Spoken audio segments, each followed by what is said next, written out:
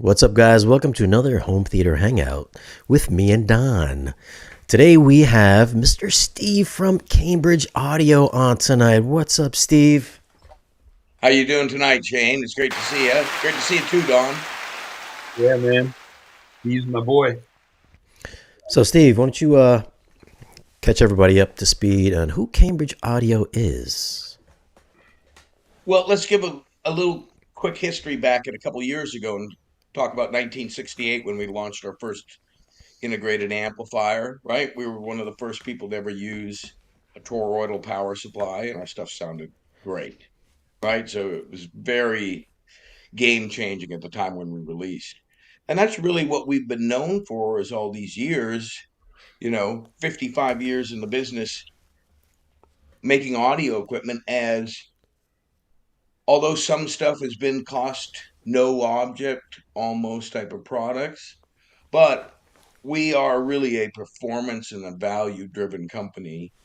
And we're really into, it's really about how it sounds. Is it make that music sound, right? It's not just about specs to us. It's really what's the performance and then where's the value proposition, you know? Our company is, in my opinion, a lot different than a lot of the audiophile or the audio companies that are out there right now. Um, we're really just a bunch of guys having fun, listening to music. And, when we go attend a show, I mean, that's really what we do is we go listen to every type of music, not just a few different tracks. And just have fun with all the people that we get to meet, whether it's people that have been in the industry for many years or people that are just coming into it. That's a So, little bit. you guys had announced something new today, which I know a lot of Sure did. my subscribers are interested about. Well, we just replaced an award-winning CXNV2 streaming unit, and I mean, the amount of awards that it has won has been unbelievable. In fact, it won DAC of the year uh, from 1,000 to $5,000 price point, but it was at 999. So it we didn't really consider it a DAC, but it was a great performing unit, and we replaced it with a new piece that even ups the performance now called the CXN 100. Went on sale today. It's 1099. Has a little bit larger screen. Has a new generation of our Stream Magic app. We now have gone down from a twin D to A converter to a single to be able to eliminate out more items out of the signal path to be able to make it sound better and perform better. Um, does MQA, unfolds MQA. Our products are really the universal product, however that you want to listen to music, right? When you talk about Room, when you talk about Cobuzz, Apple Play 2, Chromecast, our stuff just plays well with everybody. And can't you also go on a hard drive that has FLAC and music and add the metadata Absolutely. and stream that in? And now we've updated a brand new release of metadata for stuff if it's not already loaded onto the USB, right? We can recognize that, especially with different compilations that are coming out. So, and with our Stream Magic app, with our Gen 4, it gives us a lot more flexibility as far as for multi-room capabilities. You know, if I could just say a couple words about Cambridge, being in the business forever and a day, I'd heard some Cambridge stuff, always read reviews, seen the ads. Over the years, Cambridge has been around longer than I have, which is saying something. Um, but when I went to the Audio Vice show last year, and you're going around to the different rooms, like we go to all the audio shows, and you go in, and every room has a little bit different vibe or feel to it, man. And I went in there, and like it was all decorated with like British posters and music albums. A set of what Kef Meta 50s or the little Metas. Is that what you had in Yes. there? Um, Uh-huh. with an Evo 150 power in it, a turntable. I mean, it was like a completely different vibe. You guys had the best swag at the show, but Well, just thanks. the warmth and the smiles and the love of talking about music, and it was like a flat. It was a cool setup. It was like being in a flat in Britain, And you guys, you're like, you want wine, beer, you want some bourbon? I'm like, really? Yeah, of course. It was just cool, man. It was, and I just hung out there and then left and came back and hung out some more. Then I went and grabbed Gene, and I'm like, Gene, you got to go down and meet these people, man. You know, Shane came, we had the whole, everybody was there. It was just a good vibe. Then subsequently, I've received some Cambridge equipment to demo and for evaluation, which I'll talk about how much I love the product and why.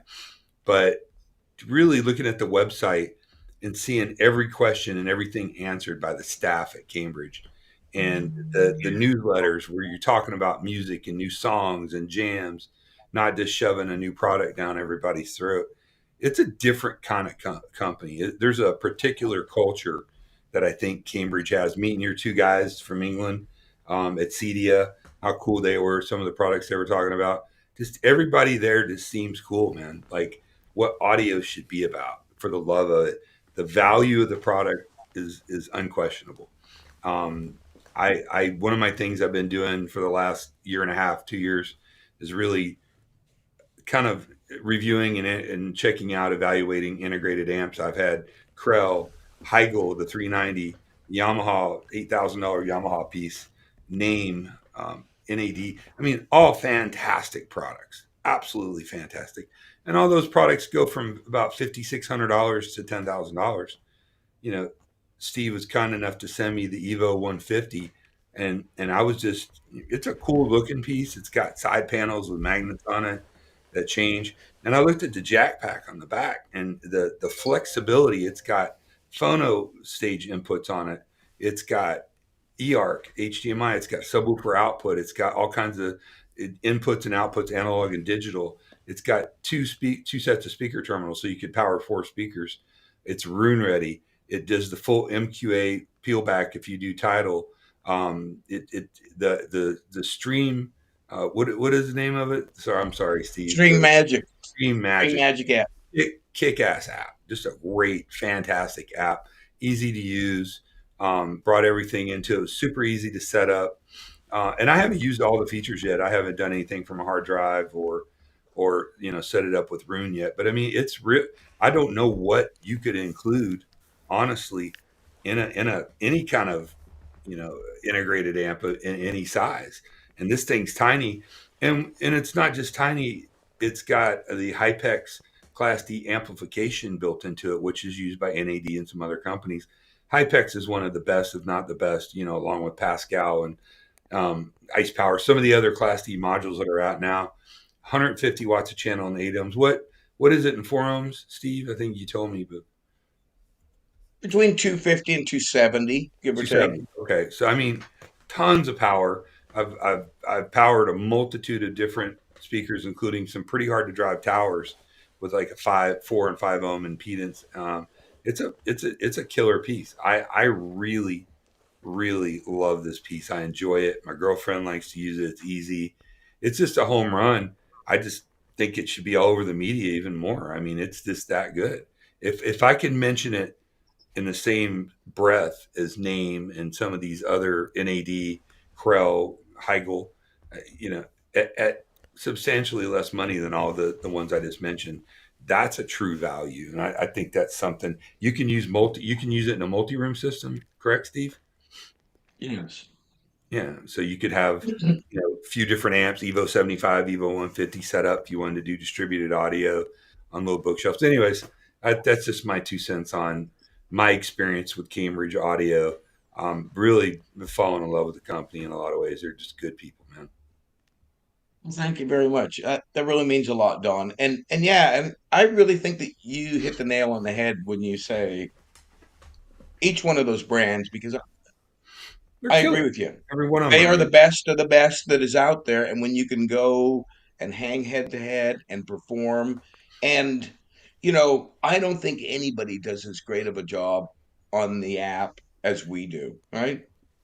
I mean, our stuff just, if somebody's going to set it up themselves, it works out it's a good fine. app. It was very easy to set up. I mean, I love Blue Sounds app. The Yes. Name app was pretty good. Every people have their own apps, but yours is among my favorite. It's super easy to use, super easy to set up. almost sets itself up. Yeah. Yeah, we made it, our goal was not only to be able to make that performance, but to be able to make it so that it was an everyday use of a piece of equipment, right? And when it's really user friendly and people enjoy the interface on it, and oh yeah, it works with that. Well, what about Bluetooth? Oh yeah, it works with that, right? So it's always yes, no problem, right? What do Everything. you have to you? However you want to listen to it. You have friends over and they want to put their phone to it, no problem, right?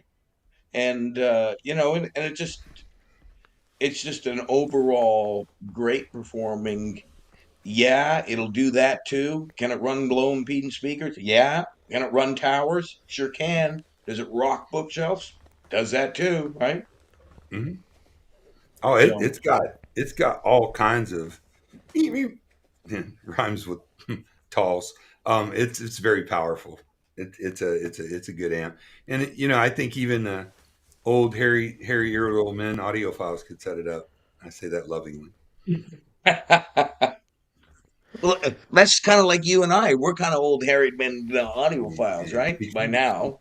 speak Change for the yourself, young little one. fella. Yeah. Ain't that young? He's like a professional bodybuilder, by the way. So you know. I mean, he came over, we hung out and had dinner, and we are hanging out. He's like, "Can I take my shirt off and oil up?" I'm like, "Come on, whatever, dude. Whatever floats your boat." No, it's the culture, man. I- when you buy Yes, into a product, I think to an extent you buy into the culture. I would like to think I so. agree. Everybody has their spin on what they do, and the whole Cambridge experience for me was about the music. It was about fellowship and brotherhood and listening and sisterhood, whatever. Have a little setup in there. You didn't have a big towers with $30,000 cables and this and that. I mean, it was like appropriate for the room, and it was cool. I felt like I was in somebody's, flat in England hanging out. It was a great experience. Yeah. Well, thank you, man. We really enjoy kind of doing stuff like that. And when we were at CES, what did we do? We rented a house and cooked food for people to come on over and listen Did to you? music, right? That's cool. Yeah. And once again, we had some bourbon and tequila, wine, I'm sure. but it was Yeah. really, it was really Steve doesn't about drink, by the way, so it body was drink. really about just saying thanks to the dealers rather than trying to go and sell them a bunch more stuff. Hey, come on, relax, sit down. You've been on your feet all day. Let's just listen to some music and eat some food, right? And Yeah, that I was, mean that little room and sounded good though. I have to give you that. Those little kefs are amazing. Those kef metas, is that what they are? The metas, the yeah, 50s or whatever. 50 Yeah, minutes. that's a really and just a good looking speaker too. I mean, I just think they're cool. I think Kef puts out some cool stuff, man. Not to Yeah, we shut up, partner up Kef, with them but for quite a few shows, right? have you? So we did Expono with them together, and we shared some stuff at Audio Advice. So Expono this year, we'll probably be doing some of the same again, and no doubt at Audio Advice Live when we're attending that show, we'll be doing it, right? Yeah. Because there again, it's especially when you take a look at their product, and to me, it's another high value product at its price point, right?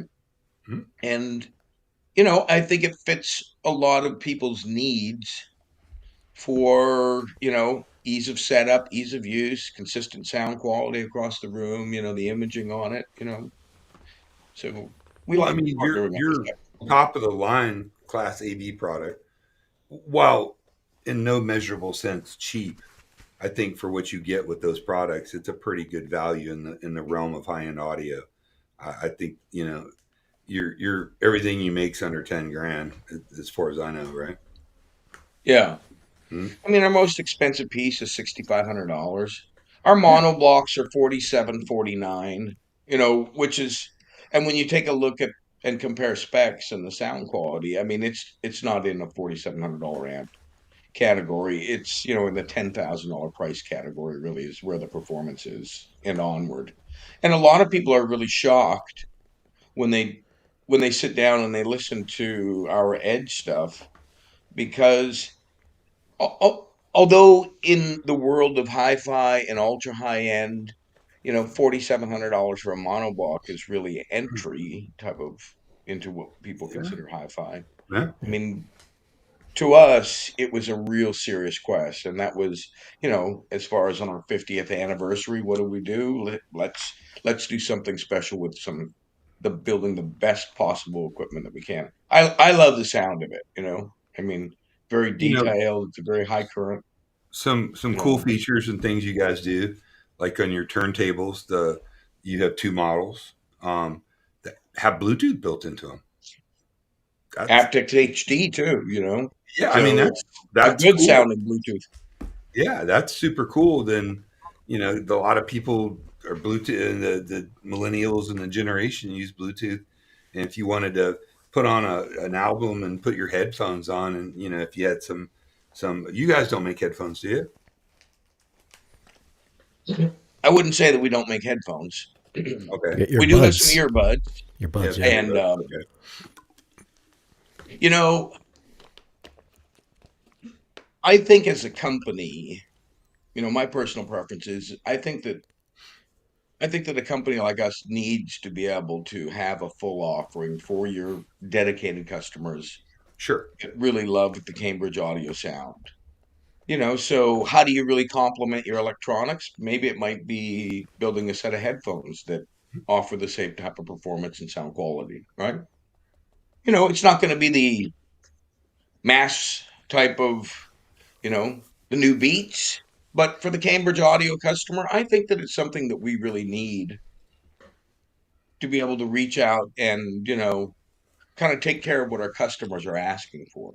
So that may be a little bit of poetic foreshadowing. Could happen. Poetic. It's like Uh-oh. reading my crystal ball. What Breaking can I news. do? Steve's like, I'm gonna kick your ass later. Put me on the spot again.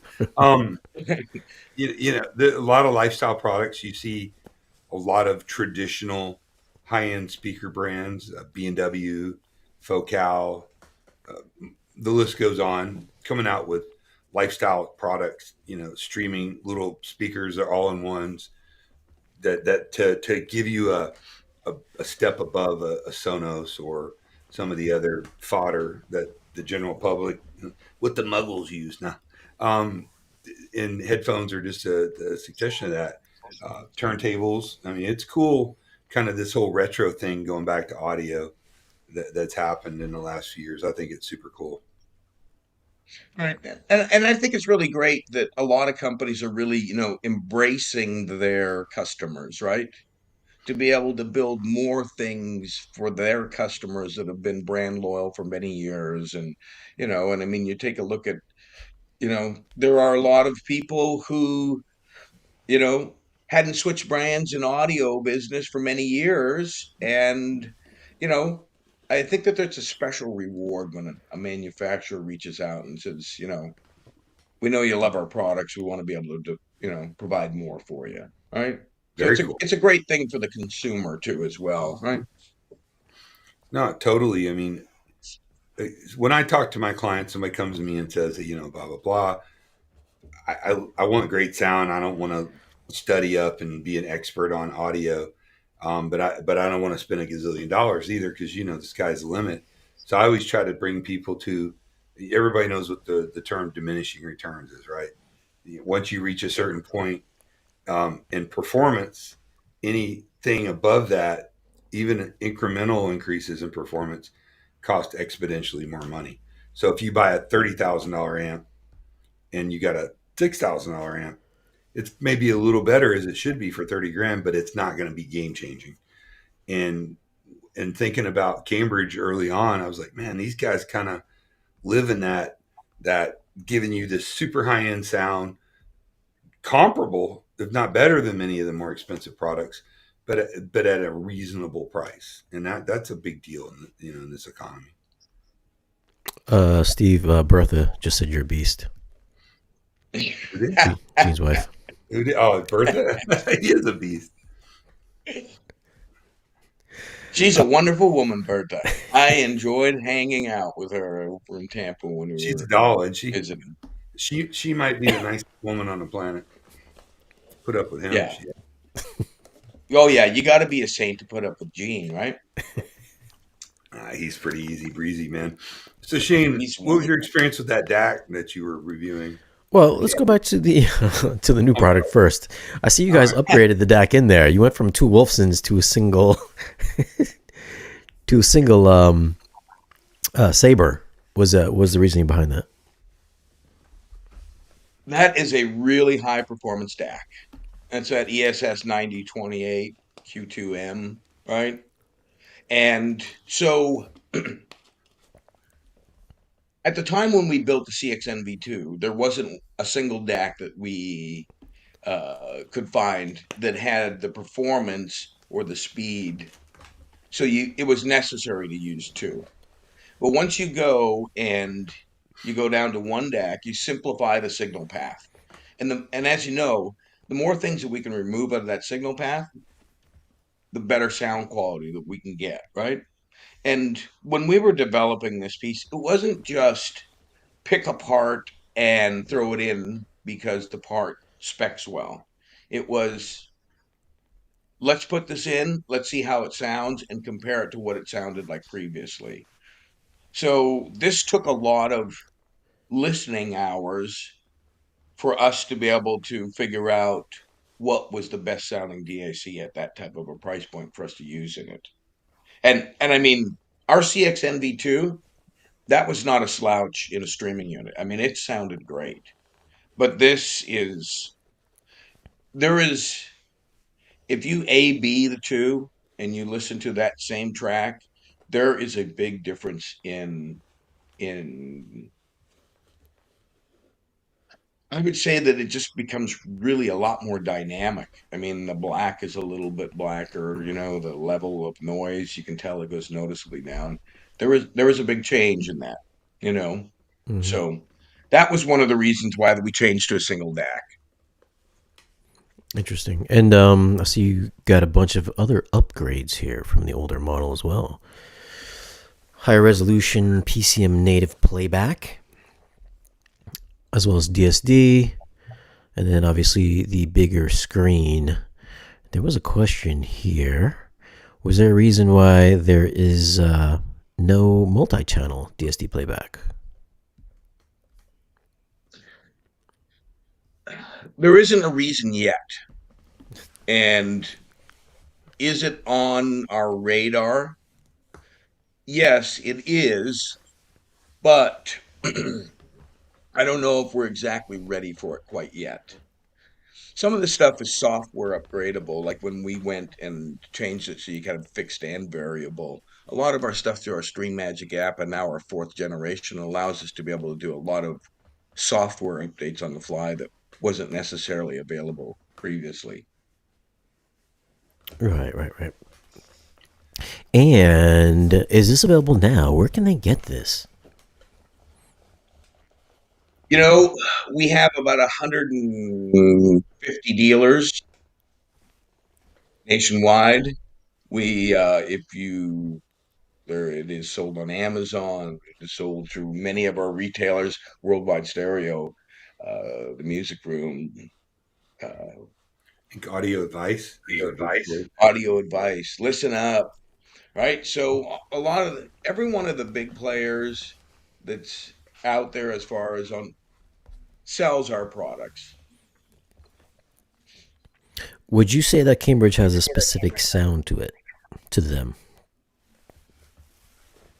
Most definitely. And it's hard to be able to put in words exactly. But when I listen to it, and what I really like about it is the detail on it, that the bass is tight, right? So that you can hear every bass note playing. And, sometimes I listen to some relatively high end amplifiers, but they become a little exaggerated on the high end. Our stuff is really flat. Yeah. Although it's dynamic, it really doesn't color the music anything or make it any brighter than it once was. I would concur with that, Just, and several yeah. reviews would say the same thing. That it's very analytical, very flat. Yeah. Uh, a big open sound is what I like to be able to say, but on the bottom end of it and the bass end, it's very controlled. I mean, sometimes I think some stuff gets a little bit thumpy on the bottom end. And, I mean, when I listen to music, and I listen to all kinds of music. I mean, it's not just a single type of an audio track that I like to listen to. I mean, I listen to music all the time. And, I mean, sometimes I kind of just lose myself, listen to the bass player play, right? I'm not really listening to the less rest of it play because, I'm just kind of really involved into that part of the song, you know, or sometimes it's vocal. Another Hmm. thing that I like about our stuff is that our stuff really sounds good. And this is what I think is a really great example of Cambridge Sound, where you can listen to our music and it sounds good and you can have a conversation with somebody inside the room and it still sounds great, right? Some stuff, once you crank it up, it really you say, wow, there it is right then and there. But ours, even at lower volumes, it still has that same dynamic. Wouldn't you agree with that, Don? Totally.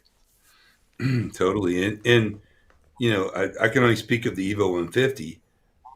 It's I can't turn it up past 65, 70. I mean, with hard to drive speakers, it has the sauce for sure. Again, class.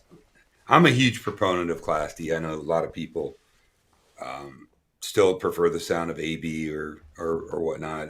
It's come so far. I mean, really, Class D. It runs cool. It gives you a smaller chassis, and it gives you just crazy dynamic power.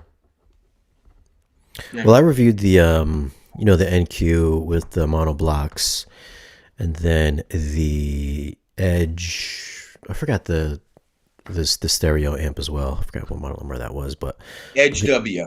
the Edge W. I did that one as well, and they all definitely sounded the same. Have a similar sound to them. I always thought it sounded neutral, warm, neutral, kind of in that ballpark there.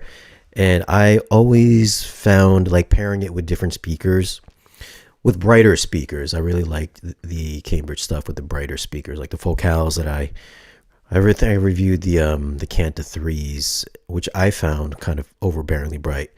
But luckily, I did have the monoblocks on hand, and that definitely tamed them for sure. Because I did that with the Cantas with the Hagel, and I was just like, Right. man, that's just yeah, it's not a good pairing with those speakers, but it sounded great with the I have Cambridge. to disagree, sir. Well, my ears are a little bit younger, so I would have to say that for sure Cambridge tame those You vocals want a down. lollipop, young man? Well, So and yeah, and you is- know, and you have a good advantage that you can be in a what I like to say a sterile room. A room that you can listen to and change out equipment and the acoustics of your room remains the same. And a lot of times I'm out inside a showroom yeah. listening or A-Bing stuff where I don't get that familiarity of the room to start with of how it really sounds.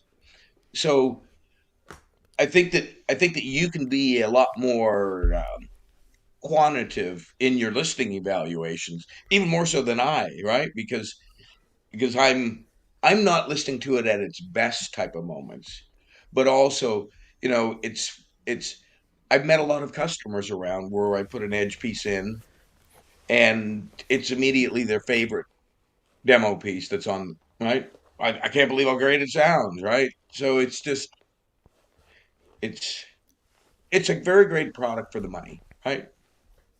Is there And what about a more powerful integrated amp to go along with the CXN 100?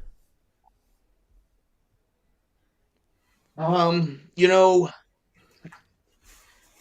I think that we really need one as a company. I think that we need to have somewhere in that type of a price where we need to have something a little bit above it.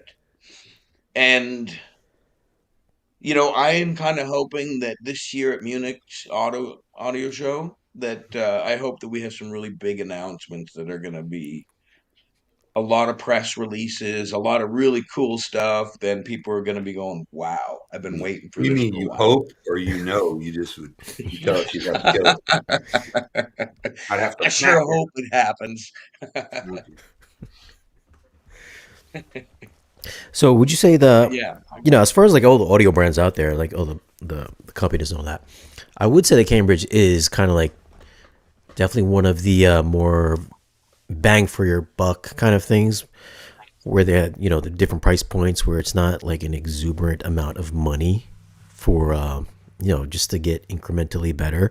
Like your stuff is really good from, I want to say, the lower price points all the way up without going like super overboard. And the Edge, I had them for a couple of years. I thought they're like the best looking, as far as like build quality wise, just like some sick looking. The Edge is like the best, one of the best looking pieces of gear out there. They are really nice. I agree Yeah. with you on that. And and I mean, here's the way we look at things about building our equipment. It is so super critical for us to be able to build a really good product at its price point, because a lot of people are coming into the audio, right? And they might be getting out of a sound bar, and now they want to go and they want to step into something better. And in our opinion, it is so critical for our products to be able to exceed these people's expectation, because it makes them an audio person for life, right? And a lot of times we're talking to dealers and we go, look, I mean, what would really happen if everybody came home from work and listened to music for 30 minutes a day before they did anything else? Right? Where does your stress melt away? Because that's something that we in the industry do all the time, right? We come home, or part of our job is being able to listen to music and to sit there and relax and listen to music and enjoy it, right? So that's, what are the potentials on new customers coming into the audio industry? Well, in my opinion, it is bigger now than it ever has been. And part of that is because everybody has access to all this music now. And if It's you go crazy. walk into the gym, right, everybody is listening to music almost, right? There's 75% of the people are wearing earbuds, right? You walk through airports, right? People are listening to music. And for many years, before all this digital music came out, people didn't have as much access to it. And maybe they had 40 or 50 CDs, but they sat down and they listened. But now more people are engaged.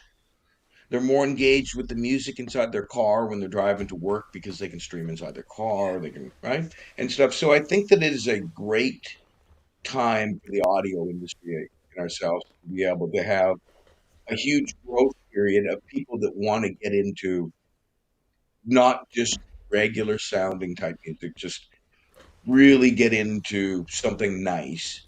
And Well, that's why we're so critical, is because we're that stepping point. And without a great stepping point to be able to provide, and that's why we respond back to almost every comment that comes out. If we don't have a great experience for our customers, we could potentially lose that customer for the audio industry as a whole, right? Otherwise, we are that warm embrace welcoming them in and saying, "Hey, we're going to give you a better experience on your music of what you've had previously." well, think about what you can do now. You can spend what 2600 bucks on an Evo 75 or one of the streaming amps that are out now. And let's talk about the industry as a whole, and take it home, hook it up to your Wi-Fi, and buy a decent set of bookshelves, and you can get a pretty nice, pretty decent speakers now for the money. And in 15, 20 minutes, now you got a true hi-fi system. And as long as you stream like Tidal or Qobuz or one of the music services, you have access to pretty much every song ever made known to man at CD or better quality sound. If that's not a definition of renaissance in audio, I don't know what is. I mean, I back in the day we had to Agreed. have all kinds of products and power supplies and amps and cables, and it's pretty cool. Right. So, I agree with you. question for you, Steve.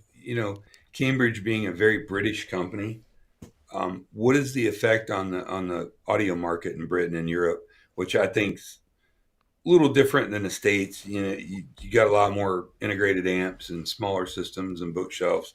Do you think that that's a huge influence on the products that Cambridge makes? Absolutely, it is. And also, but also, we're smart enough as a company to understand that the USA is a different marketplace. Hmm.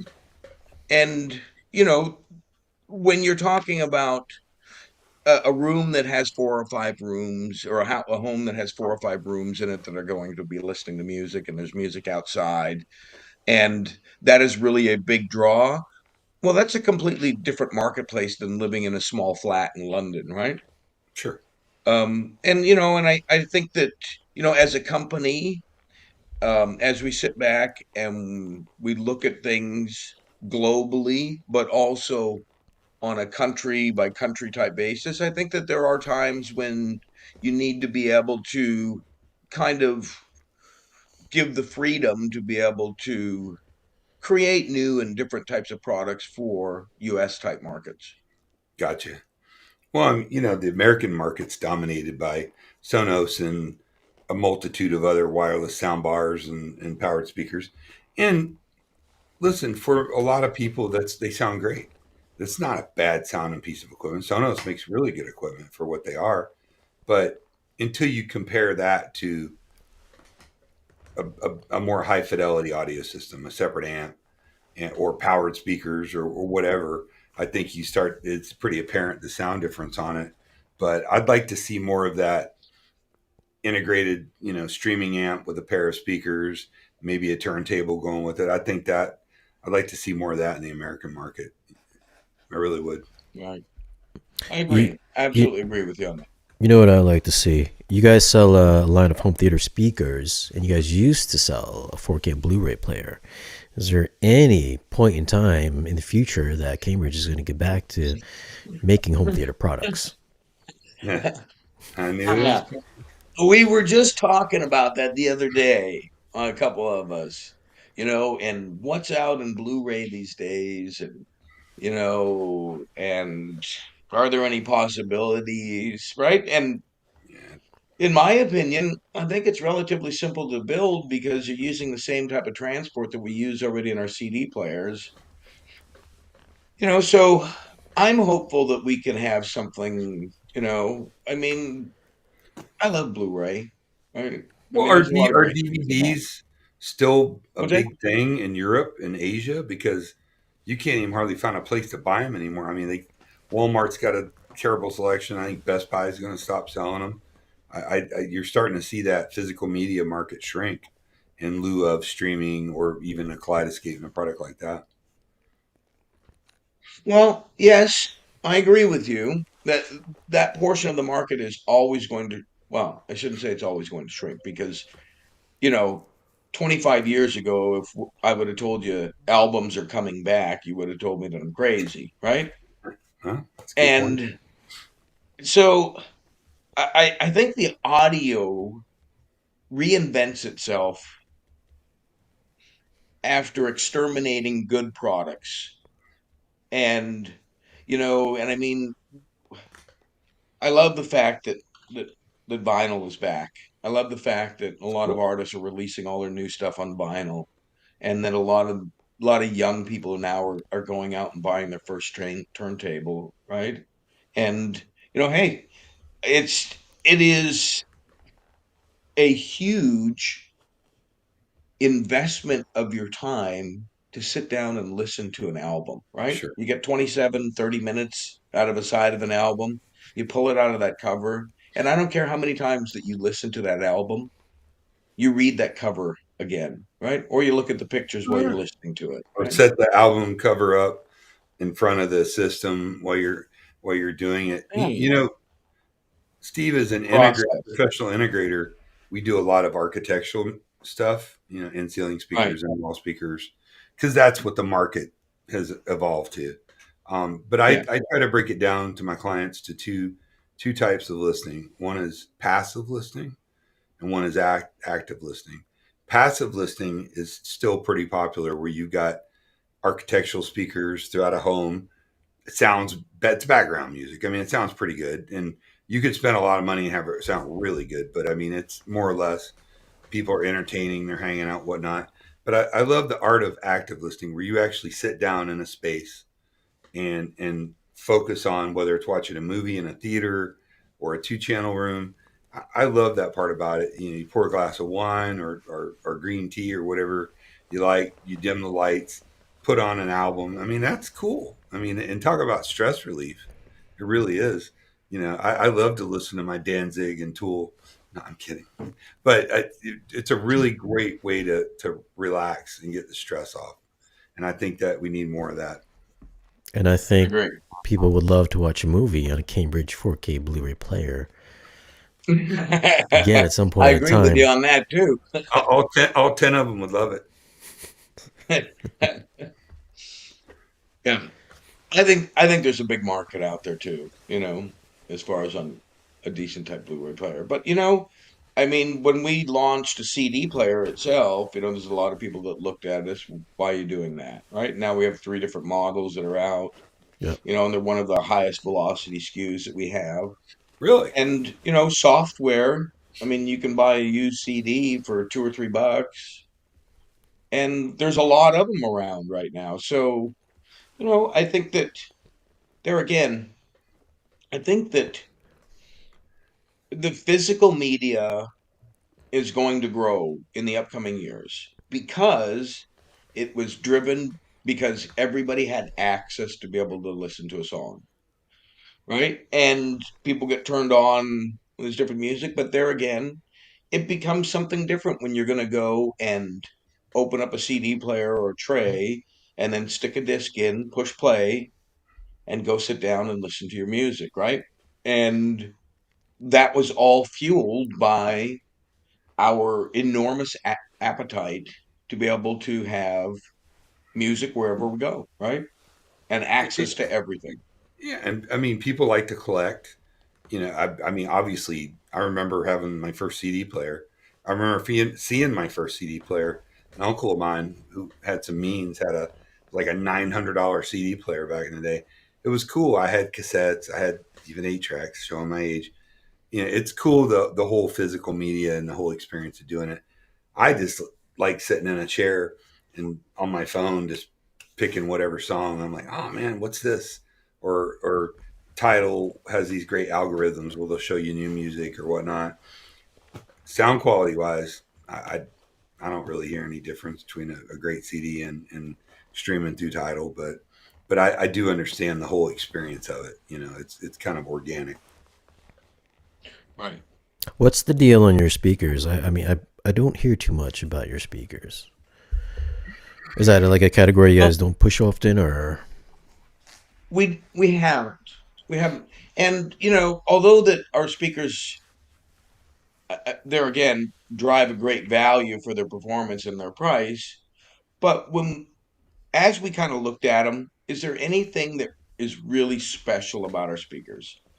They're kind of just a square or a rectangle type box, and they are some great looking or some great sounding speakers, especially for the money. And I think our floor standards are $800 a pair, and it is it does give you that great British sound quality. And but I think that if we're going to do something in the speaker realm in a bookshelf, I think that we should have something a little bit more than the square box if we're going to go in. What can we be a little bit more unique Yeah, but it costs a lot of money on to our make offer? fancy cabinets. So. It does, you know. So we're kind of on a crossroads right now as far as on do we move forward on bookshelves or do we just concentrate more on our Minx line, which are our little mini type separates with our subwoofers. Yeah, Yeah, those are these cool. guys here. Yeah, Yeah. yeah, they're definitely propose a good value proposition here because they're not incredibly expensive. And And our sub, you guys do have a home yeah, theater package as well. Mhm. yes, our subs I sound really good. I mean, it's a high gloss finish. looks really nice. It doesn't look like a $500 sub. It looks like a 12 or $1,500 sub, and it really does sound great. I mean, it hits That's deeper, cool. you know. So, and we're one of the few manufacturers that still make it in two different colors, right? A black and a white. Are you gonna have any equipment at the Florida Audio Expo? I know you're coming up to kind of hang out and whatnot. We were a little late, and that was Are my you? fault as far as getting ready for Florida Audio Show. So we're only going to be roaming the floors and saying hi to everybody. So That's we cool. won't be bringing really any products with us, unless I got something in the back of my car. Unless you got something in the But back of your car, somebody happens to need something. I know a guy there. We'll figure it out. yeah, That's exactly. cool. Well, I've certainly enjoyed the product, and I'm pretty critical of stuff. I mean, you and I talked at length after I spent some time with it, and the Evo series is all I can really speak of. That's all I've actually had in my home and my systems to listen to. But I can only imagine. I've heard other stuff in different environments, but it's a fantastic product, Steve. Fantastic Thank company. you. They listen to their clients. They're interactive with their clients. You're probably more interactive than anybody I've ever seen with your clients, really, as far as a major player out there. Thank you. You go on their website and look at the reviews or the questions; they always answer them.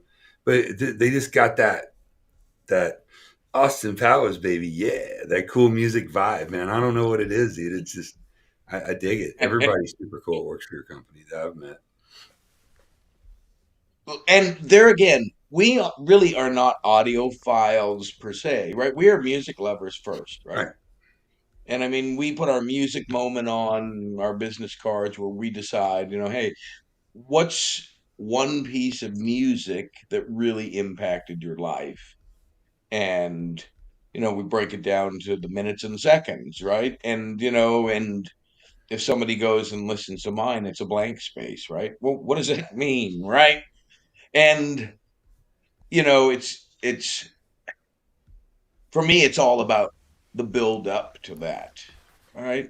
But I mean, to every one of us, there is something about us that when we listen to music, it's not just try to find the three or four tracks that can make a system sound really good. It's about that everyday listening and getting involved in the music, you know. Yeah. When we were at your room, we weren't sitting down asking, what tracks to play. You just had good music playing at a little higher volume than, like I like to listen to. It was just fun, man. It was a completely different vibe than any other booth that was at the audio show. It really was. So much so that I went and grabbed Shane and Gene. Like, dude, you got to come down and meet these guys at Cambridge, man. They're the bomb. So, anyways, you know, not to be a fanboy, but I am a big fan of Cambridge and my experience with Cambridge, both as a just a audio enthusiast or a professional reviewer or an integrator. I mean, it's just good stuff. I think that's questions for you, Steve. And Is the CXA81 good enough to drive the ATC SCM11 speakers? well, and that was 12.99. It's 9.99. It's an extremely high current integrated amp. And I mean, when you go and you pick it up, there's a big Toro power supply on that left hand side. It will run a whole lot more than that. It's just like, we surprise people when we hook Evo up to some really low impedance speakers and people hear it drive. It is, in my opinion, I mean, it performs in the class of a $2,000 integrated amp. What about you, Don? You've heard, I think, the CXA81, haven't you? Or maybe No, not. yeah, yeah. I mean, I can't imagine it not being able to power just about any speaker. I mean, what does that mean, power a speaker? I mean, you can have a 30 watt a channel amp, power a speaker, power it right, power it correctly. Um, Yeah. yeah, I mean, it's got all kinds of juice on it. I mean, Yeah, it should have no problem driving those speakers. And, and there again, we make a little 35 watt per channel integrated amplifier that some of the people that I talked to, that was one of the first pieces of equipment that they ever bought, was a 35 watt per channel integrated amp from Cambridge Audio. And they were shocked at how good that it sounded. And me too. I take a look at this little, 35 watt per channel integrated amplifier that we take a look at, and I look at the build quality and I see this big toroid in it. And then you set it up. I mean, and it's unbelievable how good that it sounds on a piece of equipment. Yeah, you I, can't just buy on specs, man. You got to listen. I got that name integrated and it's 70 watts a channel and it hangs with 150, 200 watt, 250. I oh mean, yeah, it hangs right with them, dude. I mean, you can't really just go by the wattage that they put out. You really should listen to yeah. them. We make So, really, really high current products, right? So they'll drive a lot of stuff that any type of a receiver won't. Where or sometimes you need to go way up into the food chain to be able to drive them, and our stuff will run them. And that There's always this audiophile, what I consider a wives' tale, that you need to spend at least as much on your amplification, your electronics as you do your speakers. I don't, dude. I'd put that $3,000 Evo 150. You heard them in my house on $16,000 pair of speakers. You heard it's driven $8,000 a pair of speakers.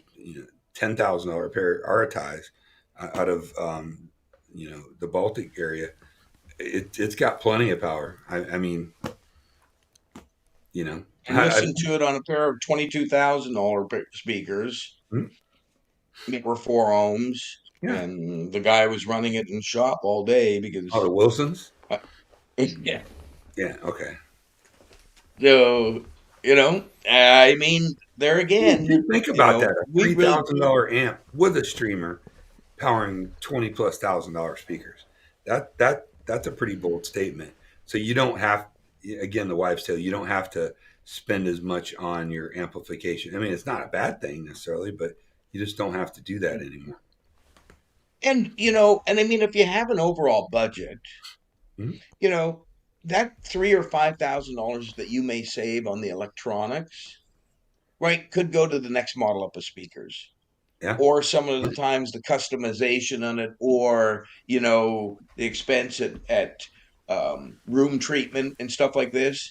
Mhm. So saving a little bit of money on an amplifier that performs extremely well gives you the flexibility that if you wanted to be able to do that next level of speaker, the room treatment, the next level of cable, or a power conditioner, Mhm. right? It gives you Well, the ability to be able to get or the Evo maximize the 150's got performance. preamp outputs on it. So if you ever wanted more power, you could always use that and just run pre-outs on it and disconnect the speakers and use it as a pre-pro, a streaming pre-pro. Yeah. I'm trying to keep all the nomenclature the same. Streaming amp is a streaming pre-pro, separate streamer, and there's so many good products out now. The Ever Solo, you're familiar with them, right? A Chinese company, I think they're making a great product. I don't think they make any amps or whatnot, but they make a really good streamer, which I demoed. Telling you, man, we are in a renaissance, and I think Cambridge Audio is marching at the front of the line in a lot of ways in the products that you're putting out. What channel though? Don't you have a 150 coming, Jane, to review? yeah, I sent Coral an email the other day, so Did you? Okay. I'm assuming they're in IC right now or something like that. Oh, And forward that email to me too as well. Yeah, Because well, sure. it's probably going to have to come from USA anyway and stuff like that. And, Oh, got you. All start right. doing the legwork for it. And I just want to hear it on Shane's virgin ears that he has because he's so young. I just want to hear his honest opinion. Hey, 38 is young these days. 28. He's a baby. Yeah, right. Shane's 48. That is young. I'm 58. All right. Let's go off topic from Cambridge really quick here before we get out of here. So this week we had some pretty exciting news in the world of home theater. Steve, I'm sure you're into home theater and like movies as well. Yes. Don will have something to say, of course, but we have seen last week, a couple of 100-inch TVs drop for about $2,000 each from Hisense and TCL. Don, what are your thoughts on this new influx of television sets hitting like bargain basement prices, and how is this going to affect the UST or projector market? Do you think this is going to really put a damper on where things are headed within this year, next year, the year after that? What do you think? Well, I've been pretty um, consistent with my message about after doing some big jobs with the big large view LEDs. I won't call them micro LEDs, but large view LEDs that are tile. They have the tiles put into them. We did a 220-inch diagonal. We've done some 180-inch diagonals. I mean, first of all, if you do something like that, no projector on earth is going to match that picture quality. And I'm not saying projectors are bad in screens. I love projectors. I know everybody's all amped up on putting everything behind an AT screen, and that's the greatest thing in the world. But the picture quality wise, there's just no comparison. There's just not. I don't care. I've done, Barco's and the high end flagship Sony, and there is always going to be a place for projectors. And people still like that cinematic experience, and I dig it, and I totally get it. But I think you're going to see a lot of my clients just want bright picture, and I think 198, 100, 110, 115, we're creeping up onto the big sizes, and eventually it'll turn into aspect ratios where you'll be able to do a 200-inch, 235 to 1 or 2.4 widescreen TV. It's just going to change the market. I didn't know the price would drop that quick on the 100s and 98s, but I'm glad to see that it did. I mean, 2 years ago, the Sony 100-inch was 20 grand and it was 16. Now the 98-inch Sony, 6 grand.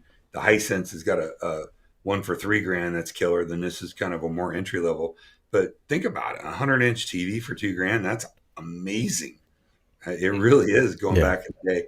I just think that you're going to see the market change. You've always got your home theater aficionados and the people that watch these shows that are always going to hold out and they're always going to have an argument for why their, 85 nit projector is better than this 1100 nit TV that has real color and brightness and picture quality. Whatever floats your boat, whatever you like, the market is going to change. For 98% of normal consumers, they're going to want a big TV, even if it's a little smaller, all day long off a two-piece projection system. I'm not a huge fan of UST short throw projectors. They're okay, but it's hard to put your center channel. These are all band-aids. When the big TVs come out, you're going to see them dominate the market. That's just the truth. You can mark it, go back in this video in 5 years and go, he was right. I know what people like, and they like big, bold, bright pictures. They don't care about center channels behind acoustically transparent screens and all that stuff. If you're a purist and a big home theater guy, rock on, man. But you'd have to spend 100 grand in 15, 20 grand on a good screen to even approach the picture quality that you get from a monitor. That's just the truth, man. So you can argue with me all you want, but I'm telling you how it is. How do you feel about the argument about direct view displays versus reflective displays? As far as like eye fatigue and long Projectors duration. versus TVs, eye fatigue. So you're not a proponent of the reflective display being easier on your eyeballs? Steve's thinking. He's trying to have this really articulate, amazing statement back on that we're all going to remember. Well, you know, I don't know if there really is an argument either way about eye fatigue, unless it was something that you spend 8 or 10 hours a day watching the television, right? I mean, how do we really Yeah, watch you a got movie? bigger worries than eye fatigue. You know what I mean? Right. So, so and I mean, I think that there's always going to be a narrative for people to be able to say, well, here's an issue with this, and here's the issue with this, and really what happens? Well, the consumer picks which one they prefer, and Sure. I'm along the same line with Dawn. I think that the larger screens, 100 and 110-inch screens and stuff, and their affordability is going to, is possibly going to chew into some of the projector market, Oh, it's right? totally I going mean, to, yes. and you know, and but there again, anytime we go bigger and bigger on TV screens, that just means that the potential market for a bigger screen on projector is there too, right? Because if Oh, everybody right. has Yeah, there's no 110 inch in comparison their now, home, dollar well for then dollar. then you You need a 300-inch projector you could do to be you bigger than the literally could neighbor, do right? a 300-inch diagonal, 235-to-1 direct view. The screens that are built with tiles in the frame, you could do that right now. It's just going to cost you $500,000 or more. Right. So a $80,000 projector and a $20,000 screen or $15,000 screen is a value proposition compared to that from a size to size comparison. Right now, those are for the ultra rich. However, I mean, Hisense is selling a 98 100-inch TV for $2,000 and probably looks better than 99% of all projectors for that kind of money. It's just a hard argument.